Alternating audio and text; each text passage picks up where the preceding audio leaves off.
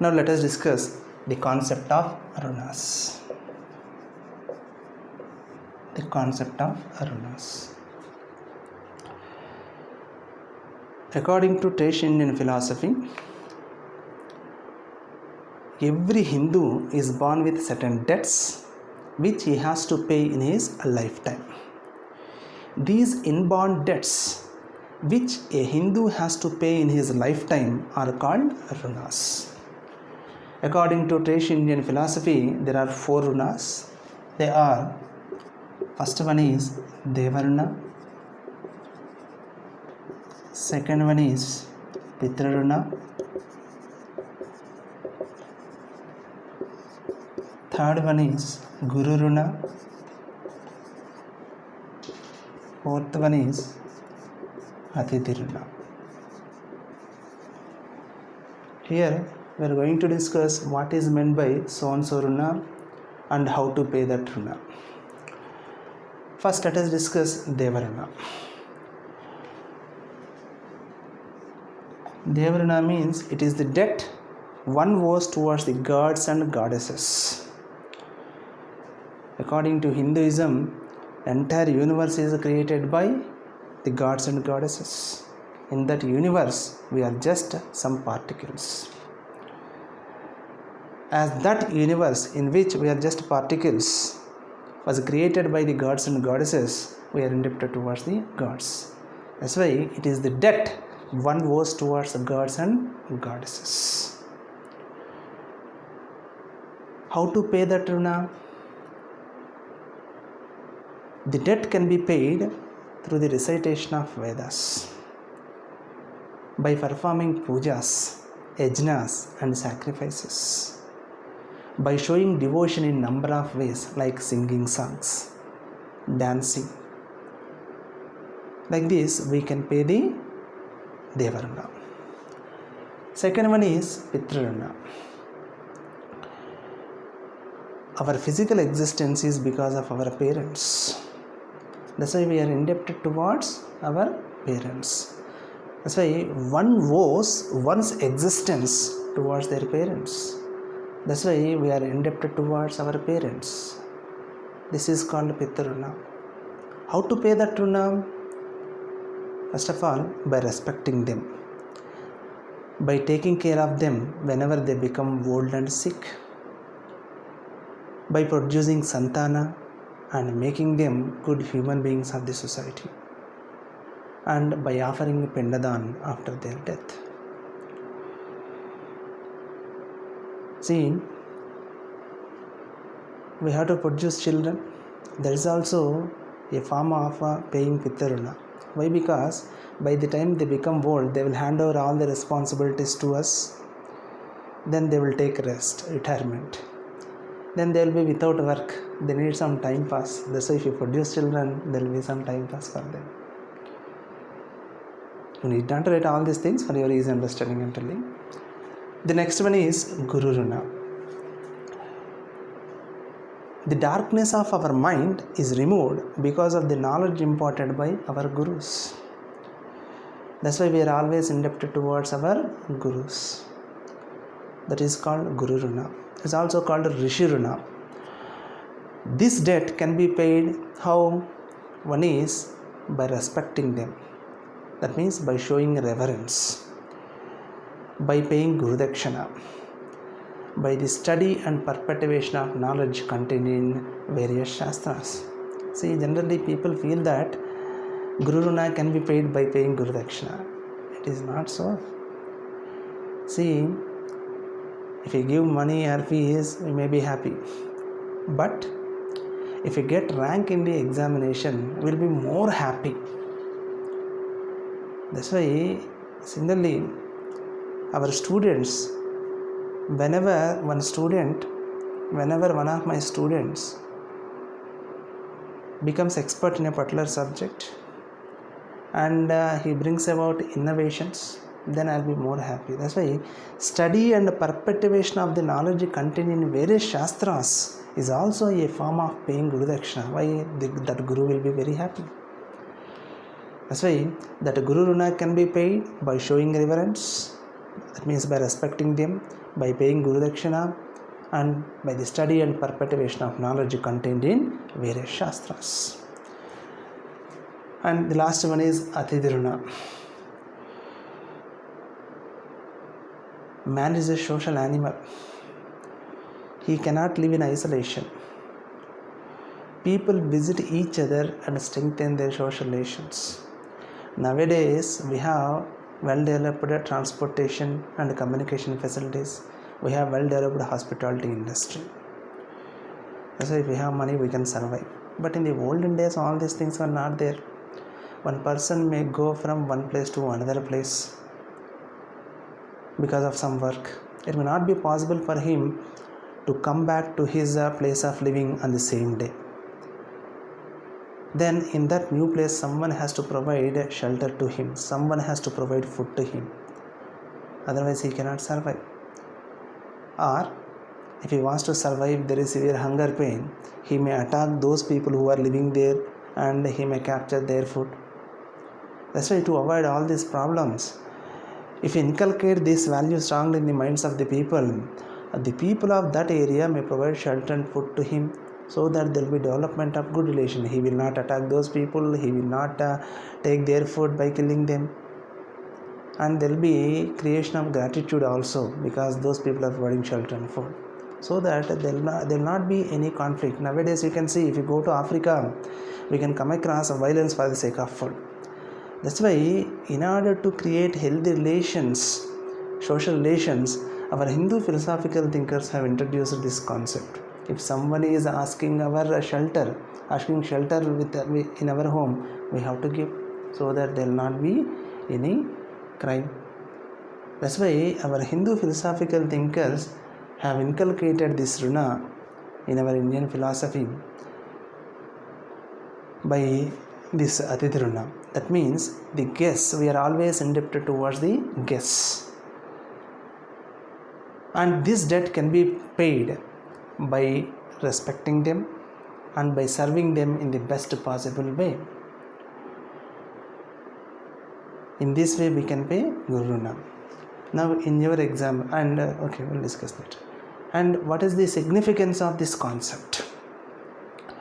See, whenever we believe in these Rinas, it leads to creation of a healthy social order. Consider Devarana. Whenever this concept is strongly inculcated in the minds of the people, we believe that we are created by the gods. Entire universe is created by the gods. In that universe we are just particles. That means there is someone who has created. That's why whenever we believe in the existence of God, automatically it leads to creation of another concept, that is nothing but the fear of supernatural punishment.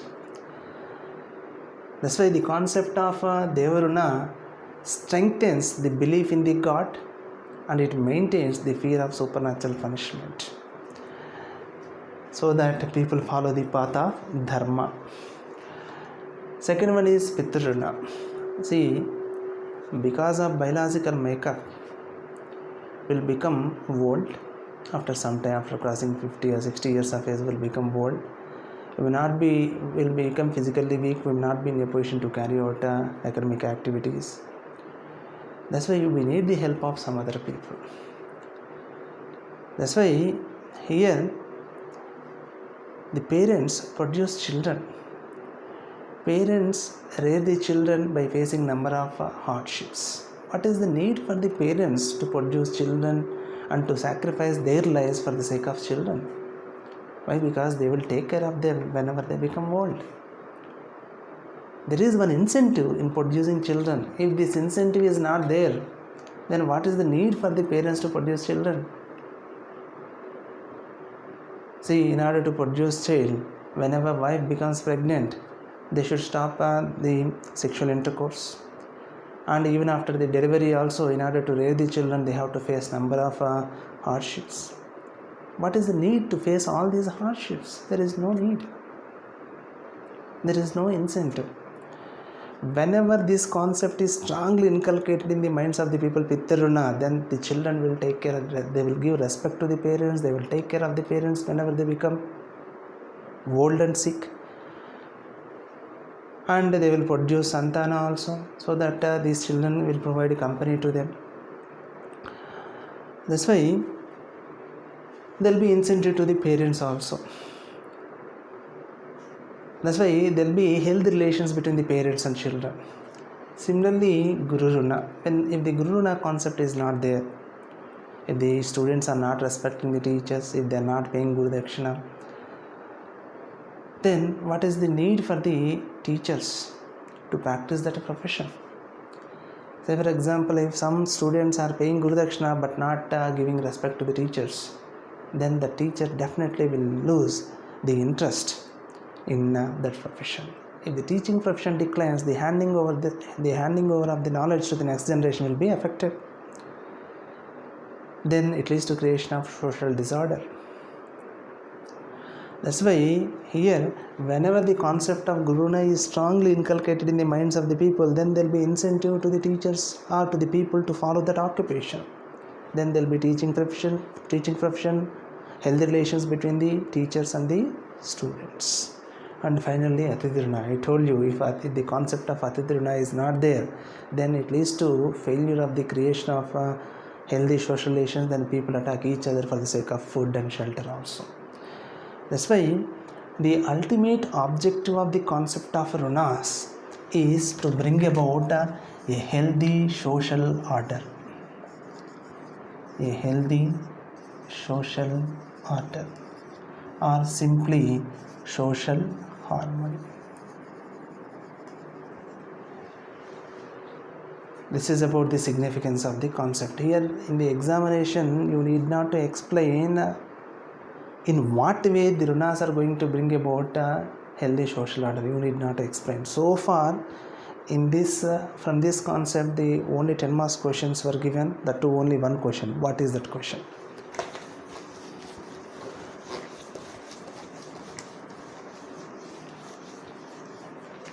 That question is nothing but Runas. That's it. Single word question. In compulsory question, in 10 marks questions will be like this only. Single word question, Runas. Whenever the question is asked like this, you have to channelize your answer with a proper structure. In your answer, first there must be definition. After that, types.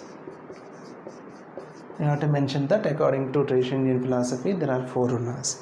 You have to explain those 4 Runas in the form of subheadings. Here you have to explain what is meant by so and so Runa and how to pay that Runa.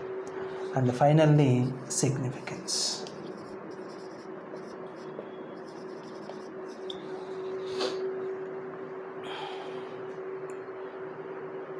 So far, questions were asked in this manner only. This is the structure to be followed in order to crack the exam or in order to get very good marks.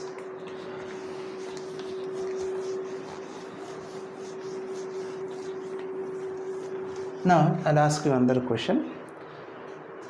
Actually, I had to discuss this question while discussing the concept of karma and rebirth, but without knowing the concept of Rinas, you cannot understand. Now the question is Rinas and rebirth.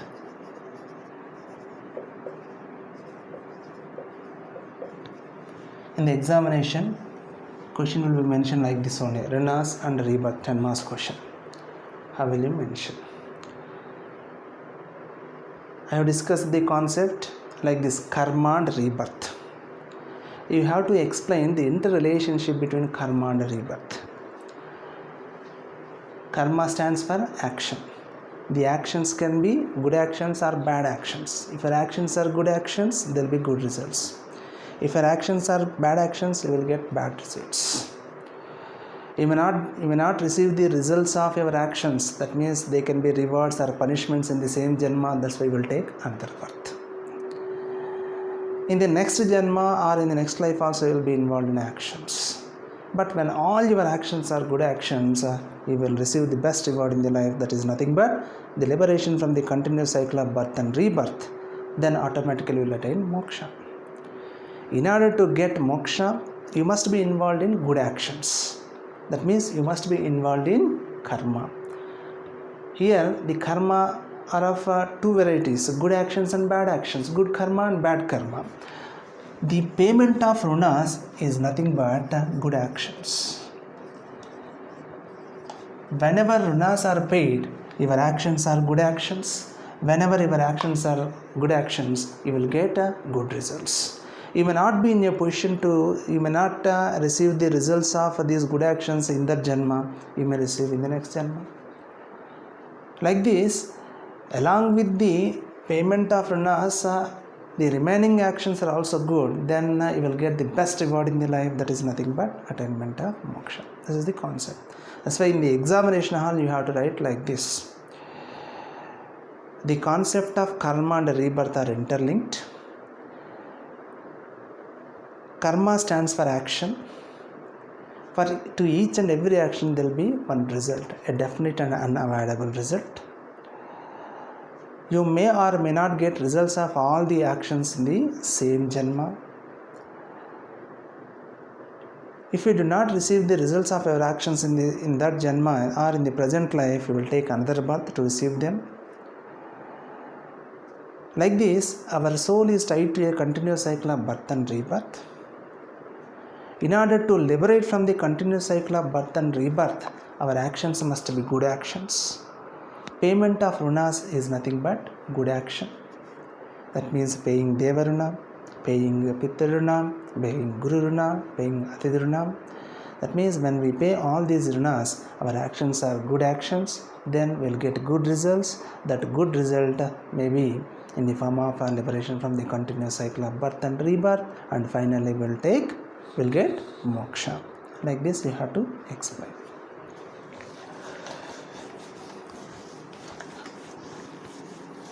Gradually, over a period of these 4 months, you will learn this capacity